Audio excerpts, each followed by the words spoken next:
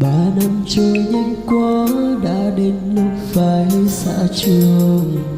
Mỗi một người phải đi một con đường. Cánh phương còn in dấu những ngày đầu đến lớn, thế mà giờ mỗi đứa phải một nơi. Một lần thôi khi cách xa, thì tôi chúc các bạn yên bình. Dù đi đâu chốn xa hãy thành công. Dù từ đây mình xa nhau, thì hãy nhớ ban năm học trò. Dù mai sau có lớn khôn trưởng thành. Tạm biệt nhé Thái ơi, em xa Thái rồi. Từ giờ thì chẳng điều nghe Thái giáng tay. Đời đời có phong ba, nhưng bọn em sẽ đi đến cùng. Để rồi những ước mơ sẽ thành công. Tạm biệt nhé mai phép, ta xa nhau rồi. Dù đường đời có sao hãy tươi cười.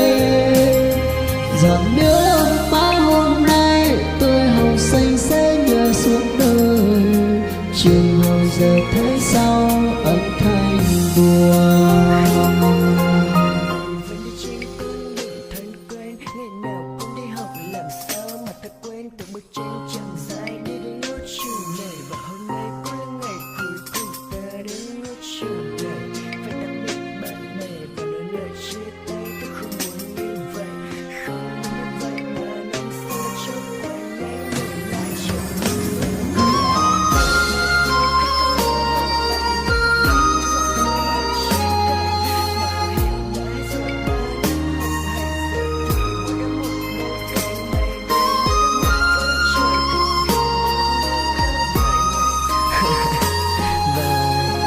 Chúng ta tất cả đều phải vươn tới. Một lần thôi khi cách xa, thì tôi chúc các bạn yên bình.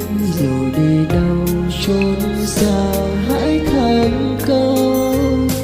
Dù từ đây mình xa nhau, thì hãy nhớ ban năm học trò. Dù mai sau có lớn khôn trưởng thành.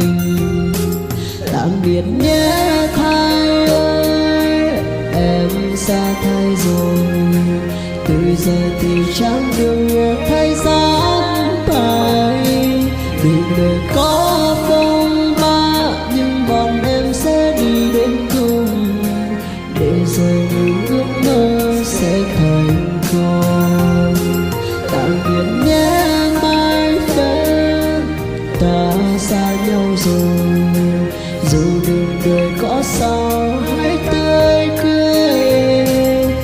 Giọt nước mắt hôm nay tôi học sinh sẽ nhớ suốt đời. Trường hồi giờ thấy sao ở thanh buồn quá. Tạm biệt nhé Thái, em xa Thái rồi. Từ giờ thì chẳng đường nghe Thái giáng tay.